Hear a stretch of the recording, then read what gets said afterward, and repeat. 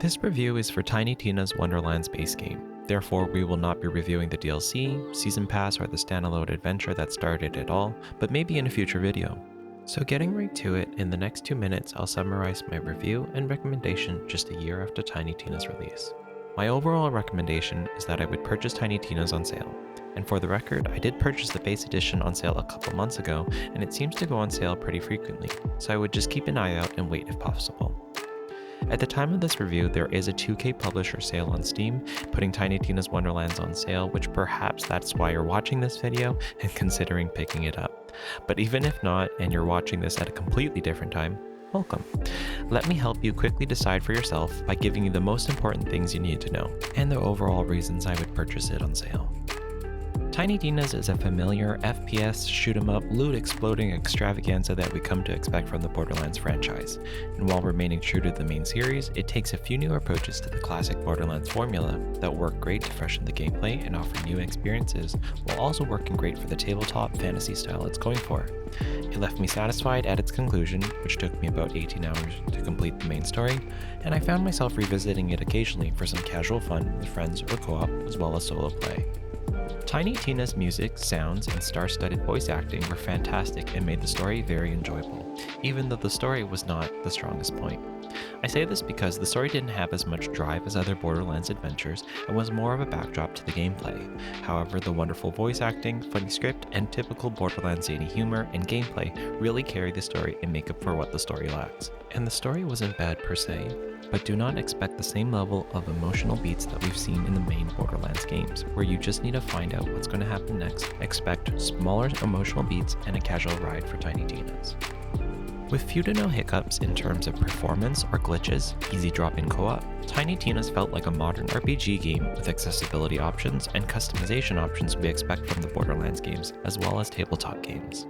Lastly, there is reasonable replayability to the game. For example, trying new builds and different classes, loadouts, and their form of an endless dungeon crawl at the endgame all add to the base game, so you could squeeze out a lot more time out of the one purchase. However, I would be remiss to not mention, but I have noticed low levels of post-launch support in terms of new content. For example, there is DLC available, but the DLC packs are not highly recommended at full price. Looking at other reviews online, they extend the gameplay loop only a little bit, so I highly recommend doing your research before committing and purchasing those DLC packs for yourself. So there you have it. If you're looking for a fun time with friends for some light FPS action with regular dopamine and serotonin loot piñatas, or maybe a fresh take on the Borderlands franchise, Tiny Tina's might be for you. However, if you were hoping for more lore or more Borderlands character development and a game to binge for hundreds of hours, maybe wait for a deeper discount. If you're looking for more details about my recommendation, please keep watching. I'd also really appreciate a like and subscribe if you found this review helpful. If you're watching this, thanks so much for sticking around, and in this main part of the review, I'll avoid any spoilers, but there will be an extra section at the end with some potential spoilers if you're interested. For my reviews, I want to have a familiar structure to rate across games, but I won't be giving scores or have a score breakdown, since some elements don't matter for some games and it's really about how it all comes together. At the end of the day, the question I want to answer for everyone is really, is it worth playing and is it worth purchasing? I have 4 sections we'll look at and that will cover everything you might want to know about the game. Our first section is answering the very simple question of, is it fun? Tiny Tina's is a fun FPS RPG. Simple as that. It offers a fresh take on the Borderlands series and there are several things new to Wonderlands. Starting with your character, instead of Vault Hunters, you have classes, and will be able to select up to 2, and therefore be able to multi-class and really craft unique heroes that fit your playstyle. I played primarily a Grimborn Spellweaver that gets 2 spell slots to focus on slinging spells and then weaving in gunfire in between cooldowns. Perhaps you lean towards melee combat, gunslinging, pet builds, and summons. You can certainly build a character like that. Another unique feature to Wonderlands is the introduction of tabletop RPG elements, like hero origins and stat points that you can allocate to define your hero further. There's also a top-down overworld, but these systems don't have large roles or impact the core gameplay loop.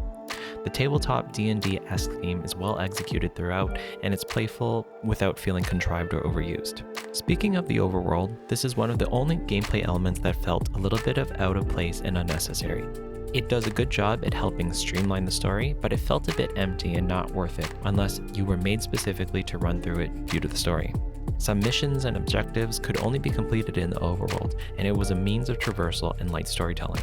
But once you unlocked fast travel points, I found myself never using the overworld, so thankfully there is still fast travel.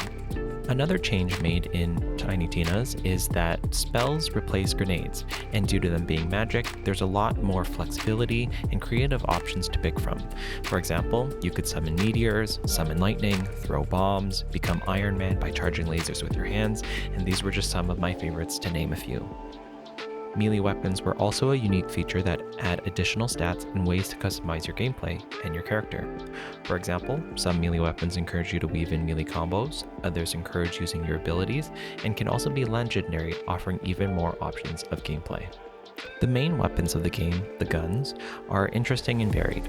Legendaries and epics feel special throughout the mid-game, but like with any game with having special loot, they become stale towards the end and the shiny beams of color and loot don't feel so special anymore. Again, this wasn't an issue for my first playthrough of the main story, but endgame to post-endgame, you begin to optimize and filter out a lot of the loot you receive.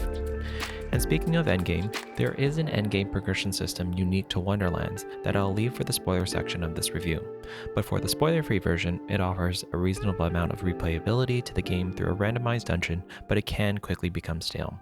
I think it would offer at most 15 more hours of unique gameplay, and maybe even more for the dedicated. And in my own experience, I found myself playing through the repetition because the core gameplay loop of shooting guns, casting spells, and hitting with your melee weapons remained fun. Returning to a familiar feature of the Borderlands series is character customization. There are a lot of character customization options, color options, and appearance choices you can make with your character and summons if you have them, some of which you'll need to unlock by finding them as loot drops, which may frustrate some, but it was always nice to check into the customization station and see what else I discovered. And another small feature that I always appreciate from a game is when my appearance changes to reflect my equipment. You won't see your character very often, but when you do, most guns and armor looked cool. But sometimes I like the look of something better, but I wouldn't find myself sacrificing the stats for looks. And I also haven't found an option to swap out looks, but still keep the same equipment if I like the look of something better. The main gameplay loop revolves around going to a map, completing an objective while shooting crazy enemies like floating eyeballs, dragons, The Last of Us style sentient fungi, and sharks. Badasses still exist, which always add a little extra stakes to the regular mobs, and occasionally there will be larger bosses to fight with their own mechanics to overcome. These were always a welcome sight and offered an opportunity to use all your abilities and weapons to their full potential. Wonderlands also did a wonderful job at making the maps feel varied, colorful, grand, and had well-established scale, while also offering a lot of world building. The common objectives of fetch quests also had wonderful flavor and made these boring tasks a lot more interesting. In addition, there were always little puzzles, Easter eggs, and unique elements and side quests to discover across the maps and overworld. The last element I want to touch on to answer is Tiny Tina's a fun game is the story. And as I mentioned in the overview, the story is not its selling point or the main focus of the game. It has a fun story for sure, and of course great voice actors supporting it that feel appropriate for the Borderlands universe as well as the tabletop genre, but I felt that it was lacking a little bit more emotion or drive, and I felt myself less invested in the main story and developing more feelings towards some of the side quests and stories that I discovered.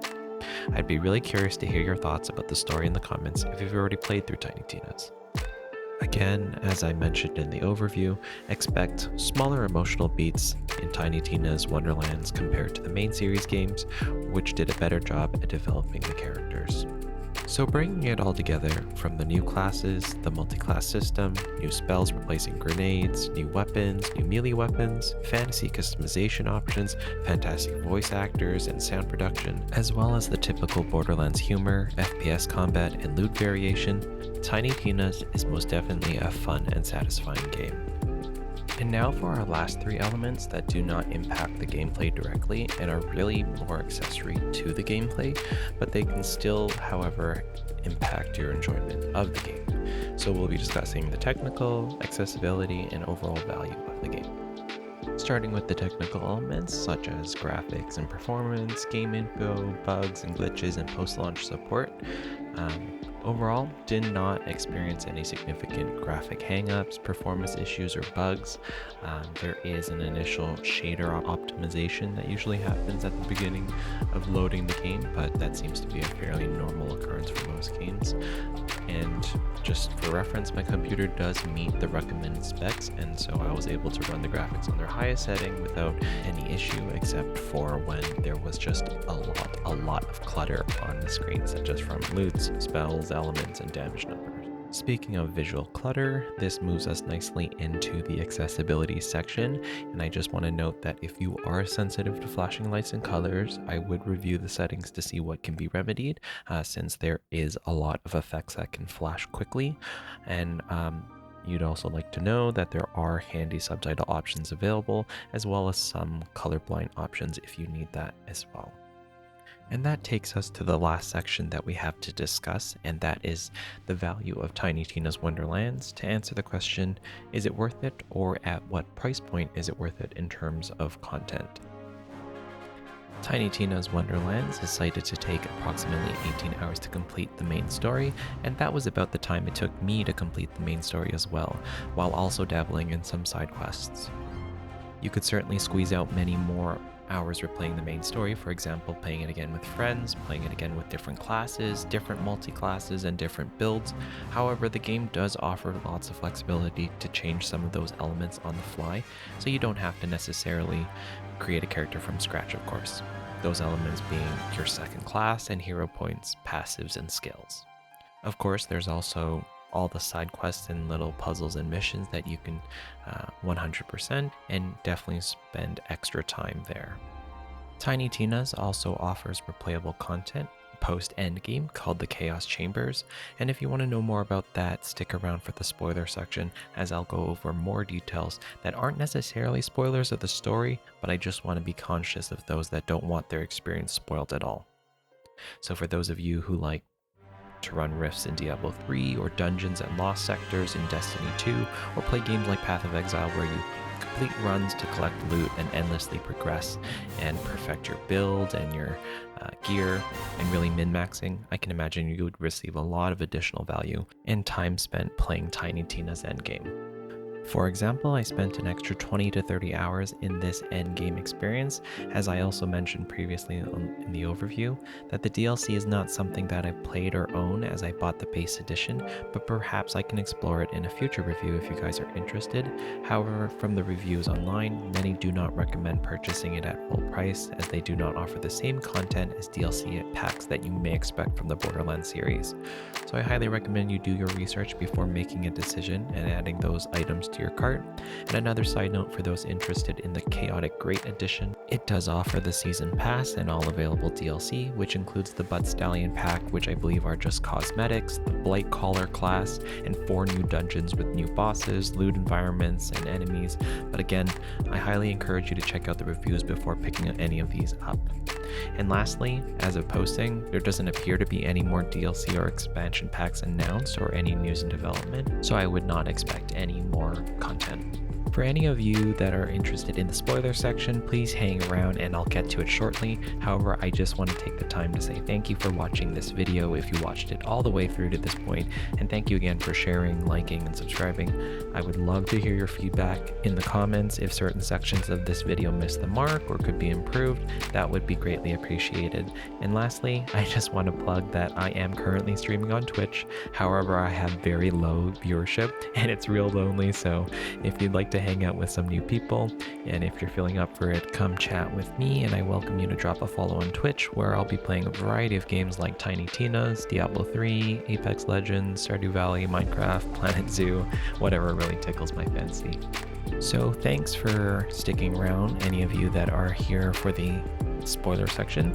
I want to talk specifically about the endgame content for Tiny Tina's. As I mentioned, there is an endless dungeon that Tiny Tina's offers, which is different from the other Borderlands games where you just go directly to the boss to rerun. This system is called the Chaos Chambers, and it offers a lot of replayability as it is essentially a roguelike where you play through a series of maps and you're able to gain powers or boons as well as curses, which will change your gameplay to make it either harder or easier and correspondingly change how much loot you earn. There are several different versions of these Chaos Chambers, some that are preset and others that are randomly generated, and if you're able to successfully complete these Chaos Chambers, you'll get a certain amount of crystals or the special currency to purchase loot from the special vendors. These vendors offer a great way to target specific equipment groups and really fill out your kit. Alongside this Chaos Chamber system is a system called the Chaos Levels that increase the difficulty and your loot quality, to which you can gain higher tiers of loot that are also introduced in the Chaos Chambers. And with these higher tiers of loot, you can further augment your power and continue to push to higher Chaos levels. One system that carries over from the Borderlands games is a sort of prestige system where you continue to level up past your max level and allocate passive points. And there you have it. That is everything you need to know about Tiny Tina's before purchasing it, and why I would personally purchase it on sale. I just want to give one last huge thank you for watching this video. I hope this was helpful, and until next time, I'm Lumo. Take care.